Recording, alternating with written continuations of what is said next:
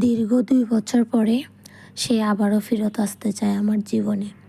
সে আমাকে এখন সকাল বিকাল শুধু কল করে। অথচ ২ বছর আগে যখন সে আমার সাথে সম্পর্ক নষ্ট করে, তখন একটা মিনিট তার সাথে কথা বলার জন্য আমি পাগল পাগল হয়ে গেছিলাম। কতই না কান্না করছিলাম।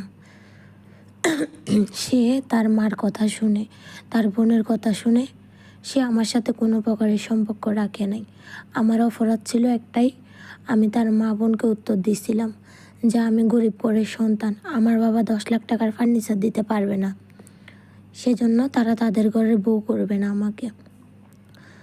যখন এই কথাগুলা তার বোন তার মা তার কাছে বলল, সে একবারও শুনলো না যে আমি কি বলেছি তাদের সাথে। সে আমাকে সাথে সাথে ব্লক করে দিল, আমার সাথে কোনো প্রকারের যোগাযোগ করলো না। কিন্তু এখন দীর্ঘ 2 বছর পরে তার মনে পড়ছে আমার কথা। সে এখন আমার সাথে কান্না করে, মোবাইলে কল করে বলে আমি তোমার পায়ে ধরি, আমি কান্না করি, আবার একসাথে হয়ে যায় আগের মতো। কিন্তু আমি তো তাকে এখন ভুলে গেছি। একটা সময় তো আমি তার সাথে কথা বলার জন্য পাগল পাগল ছিলাম, কতই না কান্না করছিলাম।